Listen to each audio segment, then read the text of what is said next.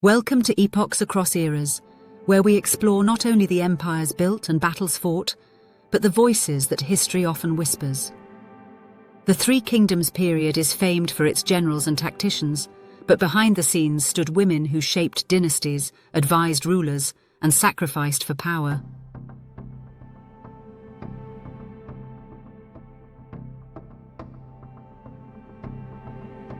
In this episode, we spotlight the women of Wei, Shu, and Wu, not just as empresses or consorts, but as influencers, survivors, and in some cases, silent kingmakers. Their stories are rarely told in full, but their impact is undeniable. Let's rediscover the era through a different lens, the women who made history possible from the shadows.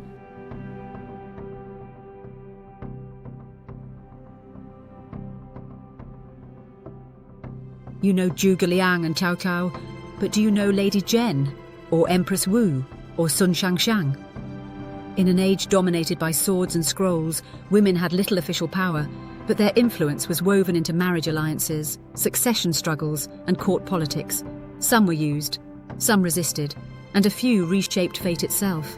This is not just a story of warlords, but of the women who stood beside them, defied them, or survived them. Let's meet the unsung heroines of the Three Kingdoms.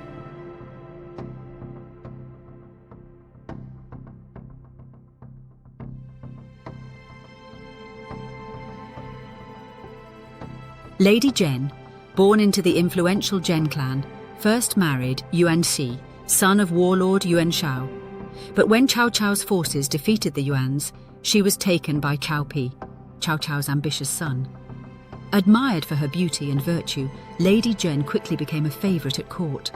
But as Cao Pi schemed for succession, her position became dangerous. She criticised his favouritism toward Lady Guo and resisted being sidelined.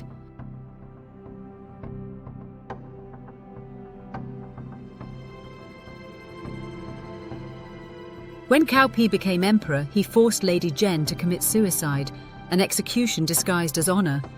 Later, her son Cao Rui would become emperor and posthumously honour her as Empress Wen Zhao. Lady Zhen's story is one of political marriage, silent resistance, and tragic loyalty, a mirror to the ruthless game of power.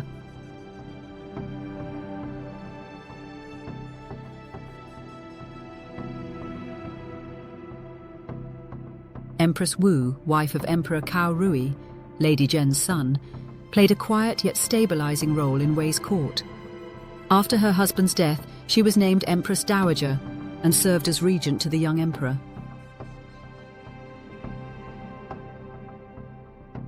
Though not a military leader, she wielded influence through education, ceremony, and alliances.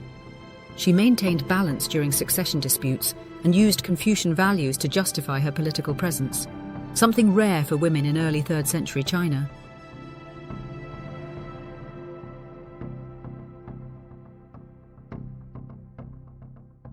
Unlike many court women, Empress Wu lived long and avoided scandal. Her strategy? Harmony and invisibility. She was the stabilizer, not the disruptor. Sun Shangxiang, sister of Sun Quan, was married to Liu Bei in a temporary alliance between Wu and Shu. Her marriage was political, not romantic, meant to solidify unity after the defeat of Cao Cao at Red Cliffs.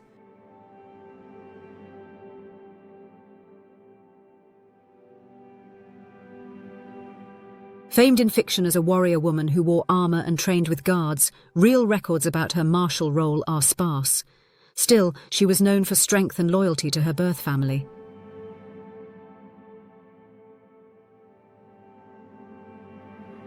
When relations soured between Shu and Wu, she reportedly left Liu Bei, returning to Wu with her retainers, some say in protest, others say in sorrow. Sun Shangxiang symbolizes the tension between loyalty to family and the obligations of alliance. Whether warrior or not, she remains one of the most iconic women of the era.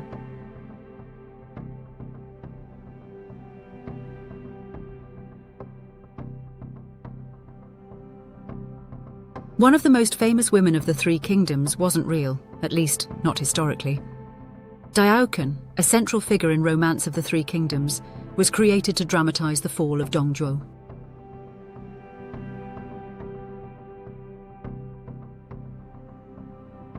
In the novel, she is the adopted daughter of Wang Yun, and used as bait to turn Lu Bu against his foster father, Dong Zhuo. Her beauty and calculated sorrow stirred jealousy in Lu Bu and set off a fatal betrayal.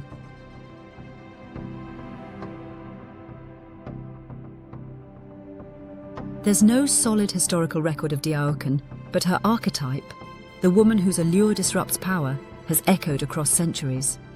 Diaochen reminds us how fiction fills the gaps of history with meaning, drama, and caution.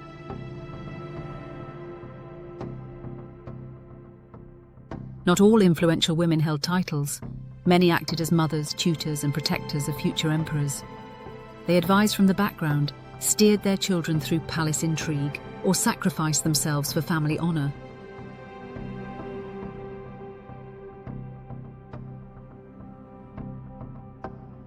Mothers like Lady Wu, Sun Quan's mother, helped mediate between rival sons. Other women held family estates when male relatives were away at war, managing supply lines and even coordinating local defense.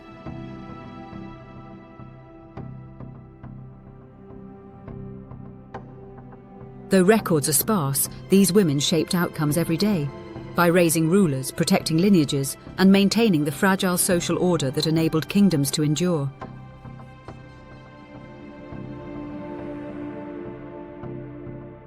The women of the three kingdoms rarely appeared on battlefields, but they were never absent from the war. As wives, mothers, diplomats, or symbols, they shaped the hearts of rulers and the tides of fate. Their voices may be faint in the annals of history, but their choices echo still. In fiction, they became heroines and icons. In reality, they endured, resilient in a world that often rendered them invisible.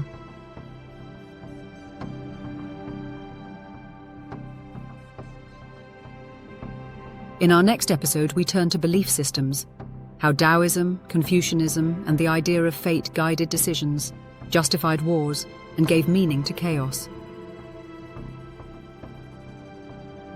Thank you for watching Epochs Across Eras.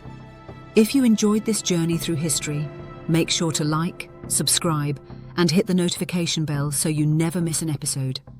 Let's keep exploring the past to uncover the stories that shaped our world. Until next time, keep questioning, keep learning, and keep exploring the epochs that define us all.